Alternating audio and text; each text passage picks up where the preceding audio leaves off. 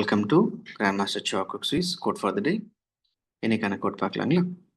The similarities between different traditions will help you to understand spiritual truths from a universal perspective, not just from one culture.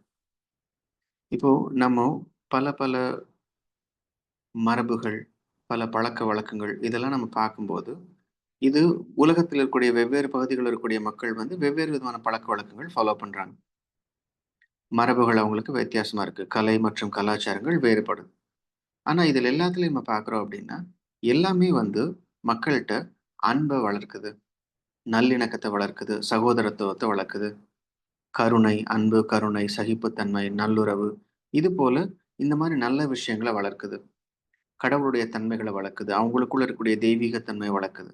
இப்ப நம்ம பல மதங்கள், பல மொழிகள், பல கலாச்சாரங்கள், இந்த மரபுகள் எல்லாத்தையும் பார்க்கும்போது, இது எல்லாத்துக்கும் பின்னாடி ஒரே உண்மை தான் இருக்கு அப்படின்றது நமக்கு தெரிய வருது.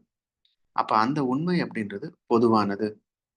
இந்த உண்மை spiritual truths do not belong to any single culture or religion. இந்த ஆன்மீக உண்மைகள் அப்படின்றது ஏதோ ஒரு கலாச்சாரத்திற்கோ, ஒரு மதத்திற்கோ சார்ந்தது இல்ல. இது பொதுவானது. இந்த பொதுவான உண்மைகள் தான் உலகத்தில் இருக்கக்கூடிய பரவலா இருக்கக்கூடிய எல்லா மதங்கள்லயும் சொல்லியிருக்காங்க. அன்ப குறித்து சொல்லியிருப்பாங்க. நல்லது செய்றத பத்தி சொல்லியிருப்பாங்க. நம்ம வாழ்க்கை எந்த மாதிரி வாழணும், எது செய்யணும், எது செய்யக்கூடாது. அப்போ இந்த உண்மைகள் அப்படின்றது பொதுவானது. ஓகே. Thank you. நமஸ்தே.